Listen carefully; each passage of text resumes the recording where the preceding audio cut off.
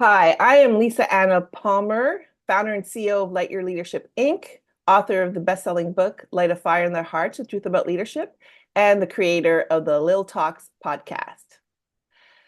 When we set out in our careers after finishing up university, many of us aspire to senior leadership roles.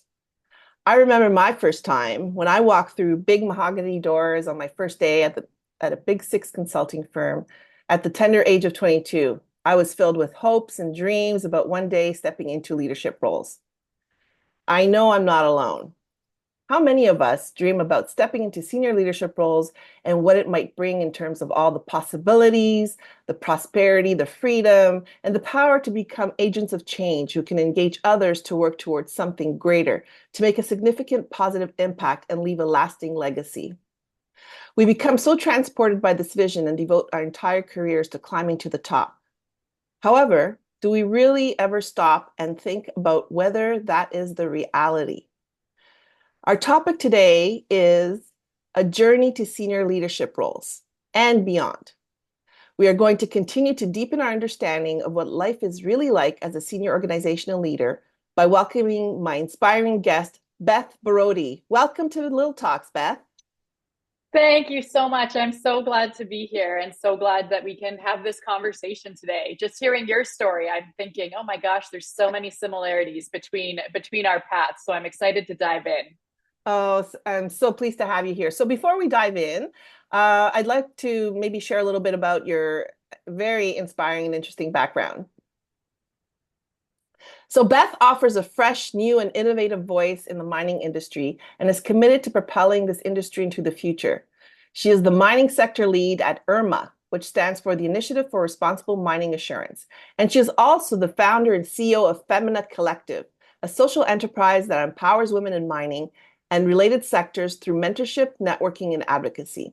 Prior to this, she had served as the Vice President of Sustainability at New Gold Inc., where she led the development and implementation of the company's ESG strategy, policies, and practices. Beth believes in creating and implementing positive change involving sustainability on both an environmental and social context. She actively worked with Indigenous partners to promote economic inclusion, more diverse supply chains, and to address challenges related to climate action, water management, and reclamation. That's amazing, Beth. I'm just like in awe of all the stuff you've done. These experiences have led to an in-depth understanding of holistic planetary impact on and from industry in critical decision-making. Beth has a degree in global studies and political science, holds a corporate director certificate. She worked for a human rights journalist. She was also recognized as one of the Globe and Mail's top 50 change makers in Canada for 2021 for her work in pushing the boundaries for mining to be more diverse and inclusive. Beth is passionate about feminism, Indigenous rights, and climate crisis action. She brings a uniquely global worldview to her work and has worked extensively in sub-Saharan Africa and North America, bridging worldviews and creating impactful strategies around sustainability and ESG. Wow, Beth, it's such an honor to have you here on LYLTalks. It almost is a bit surreal even hearing that being shared. That I think, wow, when you look back, there's quite a bit that I've done so far, and yet still so much that I want to do moving forward. Oh, I can't wait to see and continue to watch you continue to shine and make the world a better place. So let's dive a little bit deeper Mhm. into your leadership journey. So if you could Mhm. share, when did you first start thinking about possibly becoming a VP or a CEO? How did you envision these roles before you stepped into them? And if you could share a little bit more about what were your aspirations? Yes. I'm going to take you all the way back to when I was about 8 and 9 years old, when Oh, I first heard the term CEO and first understood that in business there was some sort of leader, and this leader was a CEO. My grandfather worked in the natural resource industry. And so my whole upbringing, I would hear about his stories of traveling the world, doing different business meetings, meeting with all of these businessmen and having all of these really incredible experiences. And I remember the first time I can really think about when someone asked me what I wanted to do in my life, I would say, I want to be a CEO, not really having any concept or understanding about what that meant. But it was something that I wanted to do. It just looked like a really cool job. So oh, fast forward through life, through, my elementary school, through high school and university. And I had this notion in the back of my head that like business just seemed like a really cool thing. And being a CEO seemed like something I wanted to do. I had been told numerous times, being a woman and being a girl, that it was probably not a path that I should pursue. Was outright told by different or not even mentors, different authority figures in my life, that it was not a job for a girl, that those were men's jobs. And I could never reconcile that. I could never understand why that was the case. And so as I kind of grew in my academic career, in my professional career, I always knew I wanted to be a leader. I've always been a strong leader, and that was always in the back of my mind. But I think once you come out of university and you start your career and you start into the workforce, those roles sometimes seem really far away, and they seem like they're really kind of set aside for a certain group of people. And the how feels almost impossible. How do you actually achieve that? How do you actually get to these roles? And so although it was always in the back of my mind, I kind of just thought, I'm going to just do kind of the next best thing for me. And my career's kind of taken a whole bunch of different twists and turns, as you kind of mentioned in my intro and opening. But when I landed in the mining space, I landed at a very senior role. And it was really the first time when I thought, wait, there's an opportunity to really step into a leadership position here. When I started with New Gold and started in mining, I started as a director. So I was already stepping into this industry at a senior level. I had that moment where when I got the director role, I got my Bay Street office. I got my office that had the window overlooking Lake Ontario, right downtown Toronto. I took the elevator that in itself has this kind of air of elegance to it. It's all marble and gold trim and all of these things. And I had this moment of like, okay, I'm here. I've kind of made it. But the director position wasn't enough for me. I wanted to that VP role because I saw how going to that next level and becoming an executive really allowed everyone to have a much stronger voice at the table when it came to decisions for the company, when it came to helping set strategy, interacting with the board, all of those pieces. And so I would say from day one of starting in mining, I knew that VP was the direction that I wanted to go and the role that I wanted to get. And I started putting pieces in place to start working towards that through my own growth, through my own development opportunities that I would take, through conversations that I would have and networking that I would do. I knew that was the track that I wanted to go on. Wow. That is so interesting how you really unpack that. And you can trace it back to when you were a child. And I'm a huge advocate for early leadership development. And sometimes we forget to even ask children what they think about leadership. And it's so interesting that at such a young age, you had this notion of, I want to be a CEO. And you made it happen, which is fantastic. So you had all these aspirations. You made it to VP level. Can you tell us a little bit more about what was your first day like, your week, your month like at this stage? And intimidating. And I think I have lived the saying of like, fake it till you make it forever, because I think particularly as women, we face such imposter syndrome, especially when it comes into taking on more senior roles and taking on executive level roles. And particularly in mining, mining is very much still a boys' club. Right now, globally, the workforce is only about 14% female. And that is after, tons of DEI initiatives, tons of information and resourcing being put towards hiring more women. We still only sit at 14%. And as you get more senior in roles and into even your C-suites and your board of director roles, that number diminishes greatly. And so stepping into my first kind of day and week and month as a VP was incredibly intimidating. I was the only woman on our executive team. I was a good 10, 15 years younger than the next oldest person on the team, who was a male. And then he himself was also about 15 years younger than the next youngest person on the executive team. And so I was coming in very young and as a woman, and so felt like I had a lot to prove. I thankfully had an enormous amount of support from my CEO, who was the one that promoted me and put me into this position. He was excellent for sponsoring me, mentoring me, making sure that I felt secure and set up in the role. But I remember those first few days and first few weeks of holding that title, even having that title go public, was this moment of great fear and great excitement all mixed together, because I knew I was now going to be under more of a microscope. People were going to really be watching what I was saying, what I was doing, how I was presenting myself. And I now had a much bigger role within the company, being a director of the company. I had a lot more responsibility for ensuring that the company was being run effectively, that we were providing safe workplaces for people, that we were looking at our sustainability from a very holistic lens. And so the amount of kind of pressure and responsibility from just taking that jump from director to VP was quite intense and quite a lot of work. But it was something that I fully welcomed. I love working through challenges. I love punching above my weight. I love being able to prove that I can do something both to myself and to others, regardless of how big the task is. But it took a little while to kind of find my groove in the VP role and really feel like I belonged in kind of my new team and my new set within that executive team. Mm. And what did that experience feel like? Like, when did you start to feel as though you were in the groove? Hmm. When did I start?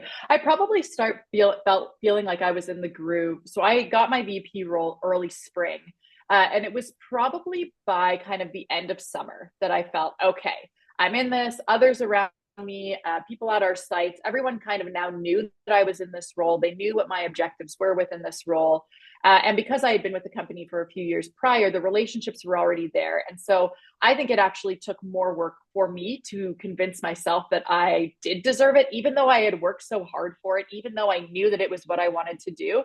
It took me more time to mentally accept, like, yes, you are worthy of this role. Yes, you are able to do this role. And yes, you should be in this role, rather than others. I think most people, for the most part, it was not a shock or surprise that I got it. I've always been very ambitious. I've always been very vocal that this was the role that I wanted to get.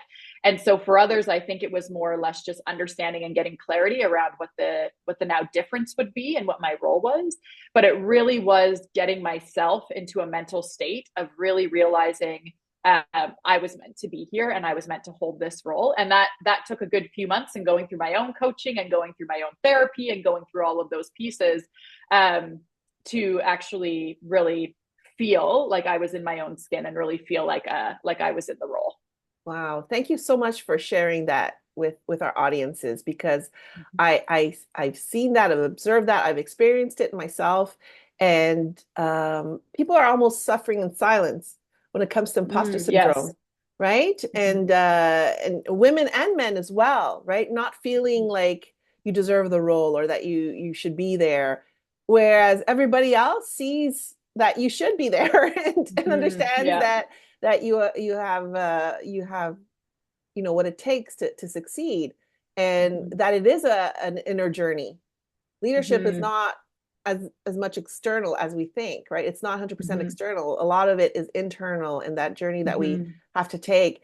And to be honest, when I'm doing coaching, sometimes I can see that people really focus on the external aspects of leadership, Yeah. and forget about the internal aspects. And then that's when they start to experience increasing amounts of difficulty, because they haven't started preparing for it earlier in their career. So at what point did you realize that kind of the honeymoon was over? I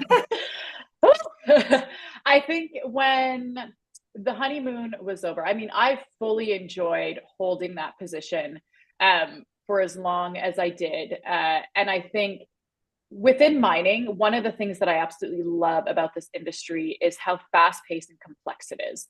And what that means is that you are on 24/7 no matter what. And so while I was holding my VP role, I was also going through fertility treatments with my husband, which meant that I was going to doctor's appointments almost daily, was doing ultrasounds, blood work, daily injections, all of these sorts of things, trying to get pregnant. I had been doing this for a few years. And I knew when I got into my VP role that my job was going to be exponentially busier, which meant traveling more, being on the road more, being at sites more, being at conferences more. And I knew when I was trying to cram my schedule by going to doctor's appointments at 4:30, 5 a.m. in the morning, just so they would fit in my day to then be able to start work or get on a plane or get to the airport, whatever it may be. I knew then the honeymoon is over. And these roles, there's the expectation that they are your kind of end all and be all for everything in your life, and everything in life becomes secondary to what your responsibilities are within these roles. And I think particularly when you're working with companies that are public companies and you are those directors, there is that pressure because, again, you are now one of the faces of the company. And so you do have an obligation to ensure that you're doing your job really well. And again, for young women, that can be really difficult because you have these other aspects of life that you want to be doing. And so I knew when going through these fertility treatments, trying to match everything in with also holding an executive role, also managing my team, also making sure that I, was there authentically and showing up for each of my team members in the way that they needed me to show up so that they could thrive and they could be doing their jobs really well. It just became a moment of there truly are not enough hours in the day for me to fit everything in. And that's when I had a real moment of, I wonder what else is out there. And I wonder how I can grow my influence and grow what I'm doing outside of holding one title at one company, and where else I could go with my leadership and how I could evolve it even more in a way that was then healthy for me and allowed me to also have a life outside of just my set role. Mm.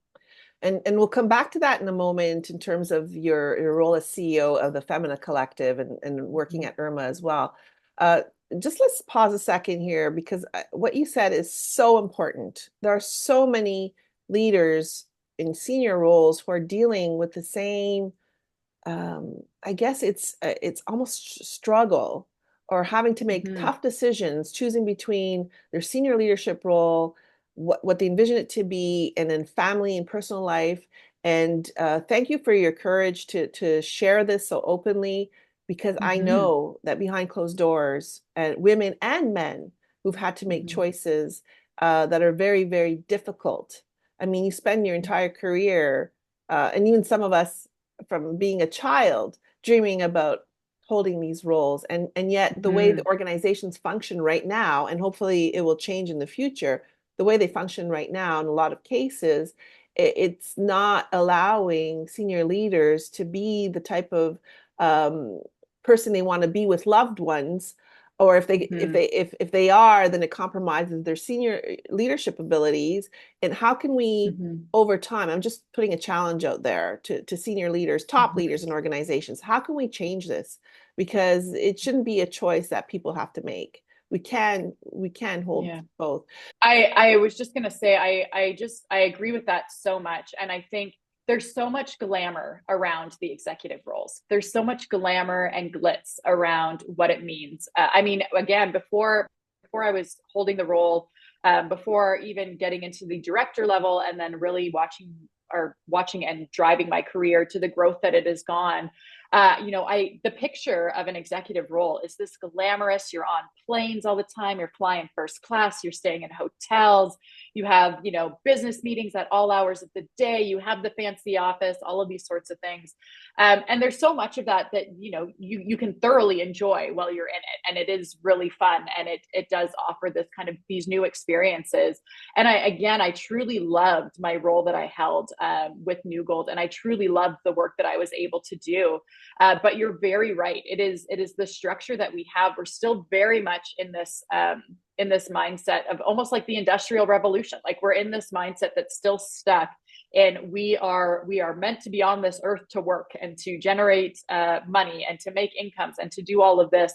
And we have not been able to shift workplaces, and especially in industries like mining that are 24/7, where your shift work and your operations are constantly on and these sorts of things. We haven't made enough progress to make workplaces that are actually welcoming for people, because unfortunately, and in my case, this was very true, my family just got burnt out, Beth. They got burnt out, Beth, all the time. I would come home exhausted. I would come home for trips exhausted. I would come home sick, tired, all of these sorts of things. And it was my family that paid the price for that. And my son, who paid the price for that, he was 2 when I started in mining. He's 9 now. And for most of his life, he just saw a very burnt out mom who was away most of the time, who was traveling and was trying to do my best, but it was just extremely difficult to try and do both of those things well at the same time. That really resonates with me because I had a similar experience where my son, between the ages of 2 and 9, actually, uh, got burnt out mom too, and I was working Mm-hmm. 14-hour days. I couldn't see other options at the time until I had to No, make a yeah. huge decision to leave and start my own business Mm-hmm. because and then at the same time as we're working so hard, we feel burnt out and we feel bad about it. Like, and the guilt that comes with that, right? Mm-hmm. Not being able to Absolutely. tuck your child to bed, on a regular basis. I mean, if it happens once in a while, it's different. But if it's on an ongoing basis for many years, it really um, impacts the family, it impacts us, Mm-hmm. and I believe it impacts society as well, right? Because think Mm-hmm. about the Absolutely. children going through this, and this is what they see being a leader is like. Being a Mm-hmm. leader means I'm not going to be home. I'm not going to be able to be with my loved ones as much. Mm-hmm. So yeah, I'm with you. And it's like, how can we shift this out? And we're going to chat a little in a moment about Mm-hmm. your work with Femina Initiative, because I think those are the Mm-hmm. types of Mm-hmm. initiatives that will change the way that we work and the structures and how we operate. Mm-hmm. Before we get there, though, what are some of the things that you did during these difficult periods to try to preserve your mental health and your physical Mm-hmm. health? Mm-hmm. The first thing I did is I have always had a coach. So coaching has been a huge piece for me, since I was in my early 20s. And having a coach to walk through a lot of those pieces, but especially on the professional front of overcoming that imposter syndrome, overcoming some of those confidence issues, was very key for me. I still work with the same coach today that I've had for years and years, and she's been phenomenal. So that is certainly one piece. And then I do think a way that I preserved my mental health was actually the development of Femina Collective, and was actually finding community of women in the mining industry, and building a space for us to connect and be together. That I've said in hindsight numerous times, especially when I was leaving my VP role and going through, all of the emotions that come with that. That group really was there for me to lean on and for me to go to. And so I think building that community was essential and crucial for my own mental health and well-being. And to just, it's a great spot when you have other women around you to be able to kind of check you at times, right? And be like, do you need to be doing that? Or do you need to add that to your plate? Should you be taking something off? Like asking those questions. While also understanding kind of what you are going through, mentally, professionally, all of those types of things. So community and coaching, those are the two things that I really, really focused on to make sure that I had something around me, to keep me grounded. I love that. I love that because it's a demonstration of how we can also heal through our work, Oh, absolutely. Yeah. right? So tell us a Mm-hmm. little bit more, what's the journey making the shift between VP and then Mm-hmm. starting and becoming a CEO and founder of the Femina Collective? Mm-hmm. They very much overlap, which I think is always the special magic that Femina Collective has. So I started Femina when I was working at New Gold, and I started it totally by accident. It was at the start of the pandemic, and the world was in a very crazy spot. I remember I was at Toronto Pearson Airport when I got a call from my CEO saying, "Hey, maybe don't get on that flight. We're just going to ground everyone for 2 weeks." And I thought, oh my gosh, 2 weeks at home, amazing, like this is going to be incredible. Little did we know that that would just extend over years at that point. But while I was home, I thought, oh, this feels actually a little bit weird to be grounded. It feels weird to be in one spot, and I just want to make sure some of the women around me are feeling okay. And so I just sent out a Zoom link to 6 women who I knew, both from within New Gold and then one other company. And we got on this call. And I think because of the timing, because when it was the pandemic, because no one really knew what was going on, we all got on this call, and it's like our masks were just removed. And we just kind of came together and had this beautiful, authentic conversation about how we were feeling, what we were going through, what challenges we were facing, what we were really proud of at work. And we just had this very informal, organic, wonderful conversation. And we agreed at the end of the call, let's just connect next quarter and let's just make sure we're doing okay. And we did. And we connected the quarter after that and the quarter after that. And by the time we had done our fourth call, just from people forwarding this Zoom link around, we had 46 women from 16 companies joining this call, just coming on. There wasn't even a title to this whole thing. It was literally just the Zoom link. And people started coming to me and saying, what are you doing with this? Like, you've landed on something. Women are really obviously craving community. They're craving connection. Are you doing anything? And at that point I said, no. I was so busy already. I was so busy with my role and so busy trying to manage everything that I thought, no, there's no way I can do anything else. But this need kept growing. And I kept having this feeling inside that was like, you got to do it, Beth. You got to do it. And I had started businesses before, previous to working in mining. I had been an entrepreneur. I knew what that was like. And it kept nagging at me. And so I went to my boss, my CEO, and I said, obviously something's happening here. There's obviously a lot of attention being brought to this Zoom call. Do you want me to build it out for the company as a company initiative, or can I go and build something myself? And he was like, go build something yourself. He very much had the mindset that, like, you can go and do stuff that is not under our company brand, because people watching you do that, knowing you work for us, it's just a great thing. And that's fine. We'll support you any way we can. And so Femina was born, and it was born as a membership-based organization for women to come and be able to connect and build community and really focus on the holistic nature of who you are as a woman.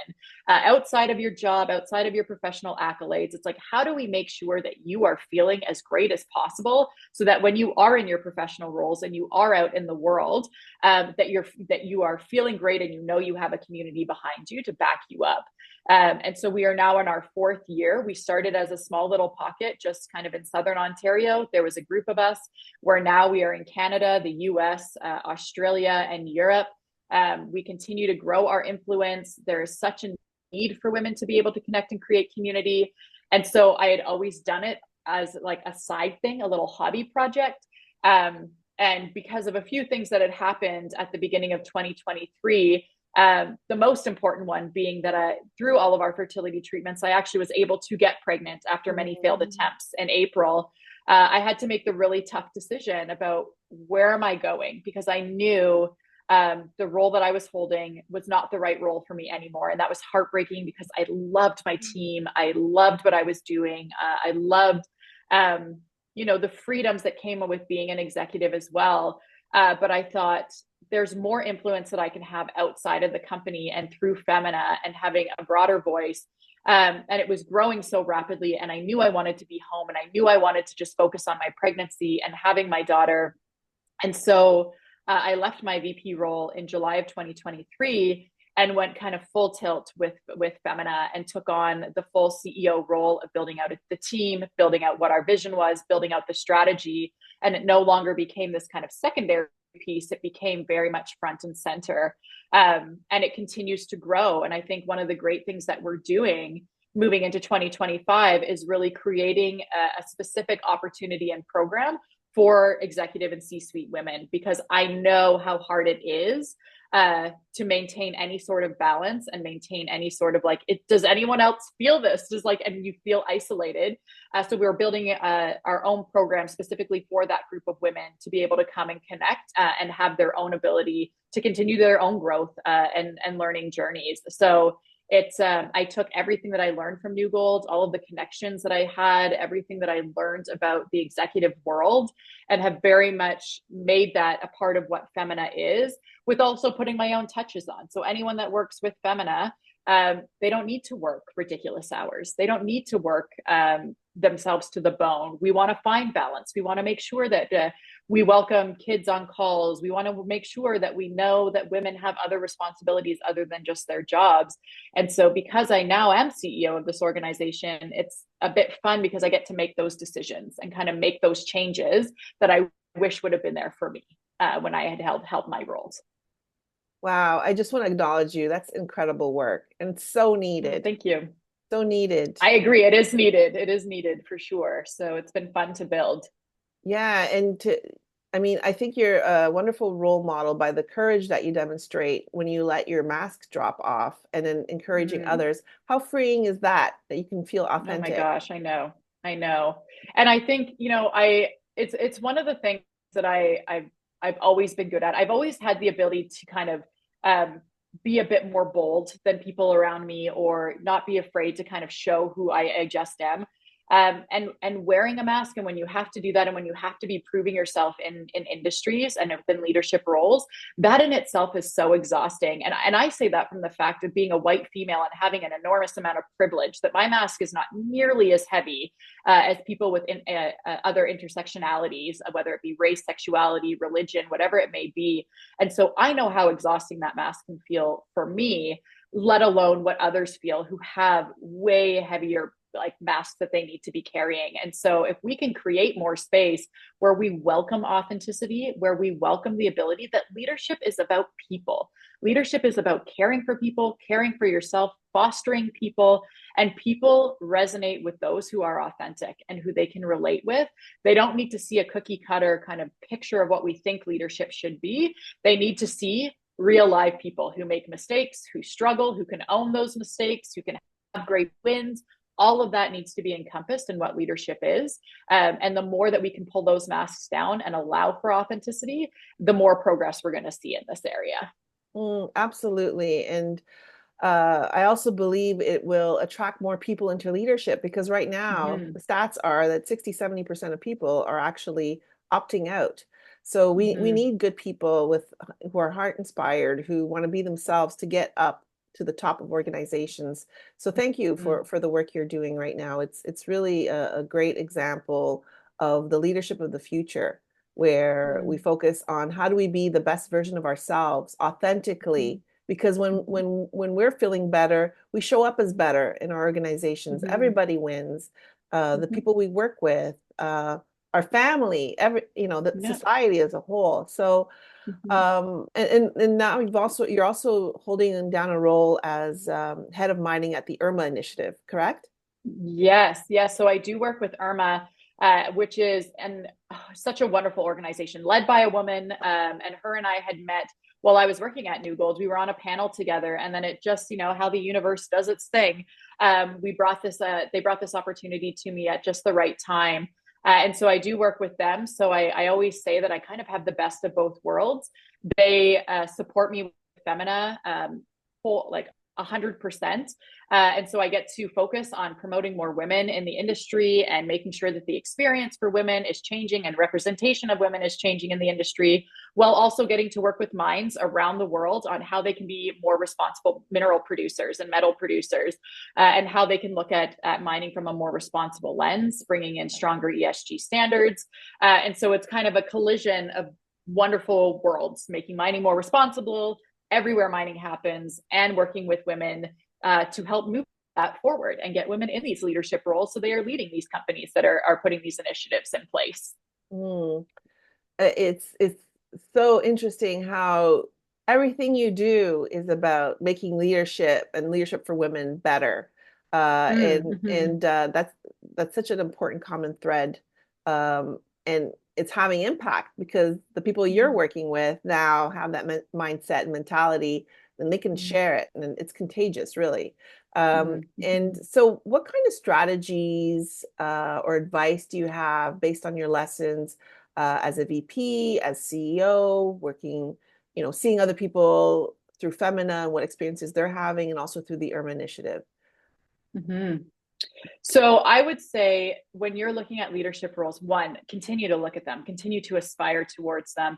They are not these kind of high in the sky, inattainable roles. They often, people like board of directors, C-suite, whoever it may be, are seriously looking for great talent to fill these roles, and putting your hand up and being vocal about wanting that, even if you're not ready right now.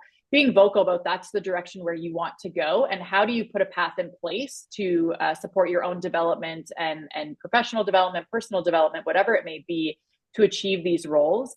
I think the one thing that I always tell people, I told a woman this actually yesterday on a call with her. She was going in for a really big interview, and she was interviewing with the CEO of the company. And all I said was, just remember that they're also a person. Everyone holding a leadership role is also just a person. They also have their own insecurities. They also have their own areas of strength. they're also looking to build out their teams with other great people, and connecting with people on a human level goes way further than just what your resume is going to say. And so don't be afraid to bring you to the interviews, to bring you to the positions, and to bring you into those leadership roles, because that is what everyone sees and what everyone wants for those roles. So anything is possible. And if you want it, go for it, and create a path to do it. Mm. Yeah, and that's such an important message about humanizing leaders. Mm-hmm. Because what I'm finding, I've coached people at all levels, and sometimes people in other levels will lack empathy for leaders, for, Mm-hmm. right? And not see them as human beings. And I think this is where the humanizing part, as leaders, we're, it's our responsibility to show our human side. And also as Mm-hmm. employees is to recognize that, leaders are not perfect. They're not, you know, to be held to a higher human standard in that they should be perfect. Mm-hmm. And I really believe that humanizing the workplace goes both ways. And we forget that. Mm-hmm. We need Mm-hmm. to think about ourselves as leaders at all levels and to be our best Mm-hmm. at all levels. Mm-hmm. Um, and don't I be re- afraid of your leaders. Yeah, I remember one of the things that was said to me while I was holding the VP role that has stuck with me, that has been one of the most profound things that I'm really proud of. It was so simple, and I doubt this person even remembers it saying it to me. But it was after a board meeting that we had, and we had gone through all of our board materials, all of those sorts of things. And during that quarter, I had made a significant mistake. And based on what I had said that was going to happen, and based on where we were, I had made a significant mistake.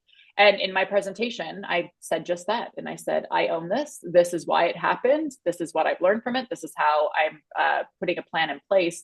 And I had one of our board directors come up to me afterwards, and he said, you don't know how rare it is to sit in these board meetings and hear a leader actually hold themselves accountable for mistakes that they've made. He Mm, goes, so often all we hear are the excuses, or pushing it off on someone else or another department.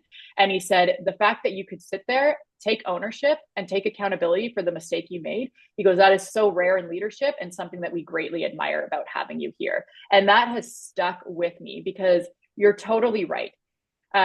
Leaders shouldn't be held to the superhero status. And at the same time, they also need to be able to be very real with their employees about what is going well and what is not going well, and where they have made mistakes, and show that imperfect nature, because we are all there. And so you're totally right. It goes both ways, and leaders do have an obligation to show where those imperfections are. mm, love that.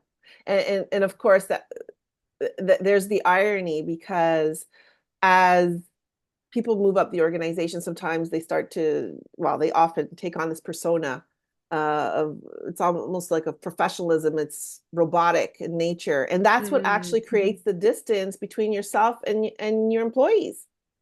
That's Yes. exactly Yeah. what creates that distance. So if you want to connect at the human level with your employees, show them your humanity, and show them Mm-hmm. your strength that it took to get Mm-hmm. to that role, and take that accountability, like you said, which is Mm-hmm. an excellent example of what it means to be Mm-hmm. accountable.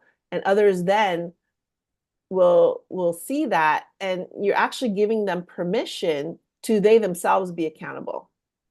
Yes, because the last thing you want is for your team to be hiding information from you, feeling like they can't bring it forward. Because no matter what your team is doing, whether they're thriving or whether they're struggling, that is a reflection on you as a leader, and where your department is going, and where your area of influence is going. And so if your team does not feel comfortable saying that they've made a mistake, and they're trying to fix it behind the scenes, and it just gets worse, that's a terrible position to be in. And so ensuring that you've created that level of safety and trust with your team, and that again they see it from you, just makes for more efficiency, less risk, all of the things that you actually want in operational excellence. Yeah, and let's just pause here for a moment. What are some Mm-hmm. strategies, in addition to demonstrating 100% accountability yourself, for creating that safe space that you've used? Mm. Yeah, I mean, it all comes down to that authenticity, for sure. And I think it is about honoring when team members come forward, honoring when they give critical feedback to you as a leader, honoring when they're struggling. I think, it's those simple things that, again, this was reminded to me by one of my team members previously, was honoring their time that they have with their family outside of work. And I was notorious for, when I would go on vacation, I would still be checking in, I'd still be responsive, I'd still be all of that. And it was one of them that came to me and said, you promote for us to take vacation, you want us to take time off, but we don't feel like we can, because when you're off, you're still on. And so we feel like there's the expectation that we also still need to be on. And no matter how much I was like, you know what, I don't expect that from you, like totally unplug, it's just the way that I operate, I realized that I needed to really emulate what I wanted them to be doing, and really kind of pulling back in those areas.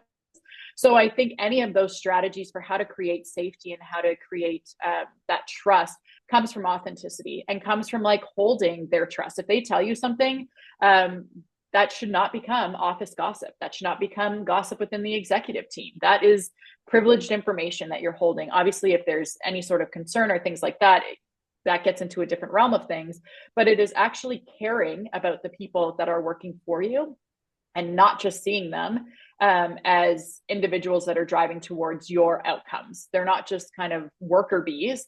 They are people with lives and families, and you get to know them and you get to build that trust with them.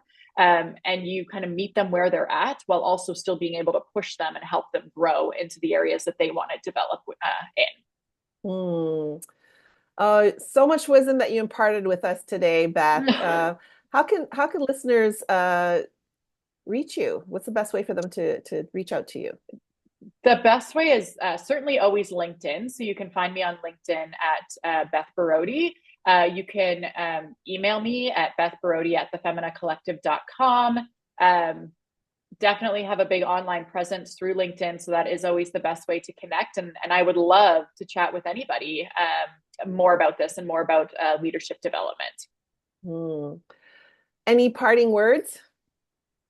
Just thank you. Thank you for having these conversations. I think you're so right that this level sometimes get forgotten, or there's an expectation that you'll just be able to take care of yourself once you get to a certain level. And it's just not true. People continue to need to have opportunities to grow and develop, and know that they're not alone when they're feeling overwhelmed or feeling like, oh no, this was the wrong decision, this wasn't what I expected.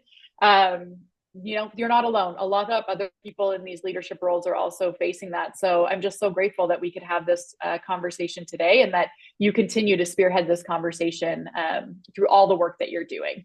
Oh, thank you. My pleasure, Beth. And thank you again for being so open and courageous, for sharing your journey. I'm certain you've helped so many aspiring and current leaders to get greater insight into what it's like, and to feel not so alone. You're a real heart-inspired rock star. That's what I'm saying. Thank you. Thank you so much. Thank you again, Beth. All the best. Thank you.